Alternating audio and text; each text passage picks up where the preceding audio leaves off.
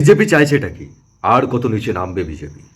বাংলা আর কত বঞ্চিত হবে এই বিজেপির দ্বারা? আমরা বাঙালি, বাংলা ভাষায় কথা বলি এবং সেই বাংলার প্রতি সম্মানার্থে জয়ধ্বনি দিই জয় বাংলা বলে।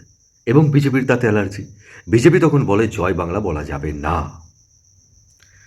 এই জয় বাংলার বিরোধিতা করতে করতে আজকে তারা বলছে সংসদ ভবনের মধ্যে জয় হিন্দ বলা যাবে না, বন্দে মাতরম বলা যাবে না। আসলে বিজেপি কি যা বলবে তাই করতে হবে, তাই করবে এই বাঙালি, তাই করতে হবে। বিজেপি যা বলে দেবে। এই বিজেপি দশের শত্রু, দেশের শত্রু। এই বিজেপি আরএসএস এর কথাই চলে।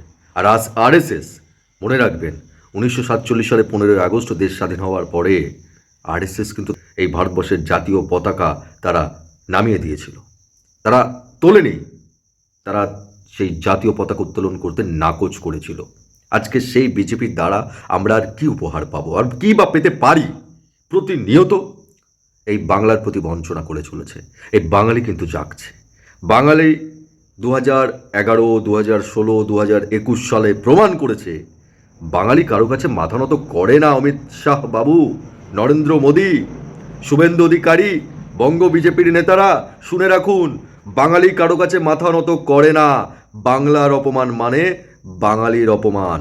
বাঙালি এর জবাব দেবে, বাঙালি এর জবাব দেবে মমতা বন্দ্যোপাধ্যায়ের নেতৃত্বে। 2026 সালে আমি আগের ভিডিওতে বলেছি, আবারও বলছি, 21 সালে 77টা ছিল, এবারে 20টা ক্রস করবে না বিজেপি। 20টা ক্রস করবে না নরেন্দ্র মোদীর দল, শুভেন্দু অধিকারীর দল। 20টা সিট তারা ক্রস করবে না। এ বাংলার প্রতি যতই বঞ্চনা করো, বাংলার প্রতি, বাংলা মমতা বন্দ্যোপাধ্যায়ের হাতে থাকবে। এবং সমস্ত বাঙালি দৃঢ় আশ্বাস এবং ভরসা মমতা বন্দ্যোপাধ্যায়ের প্রতি রয়েছে।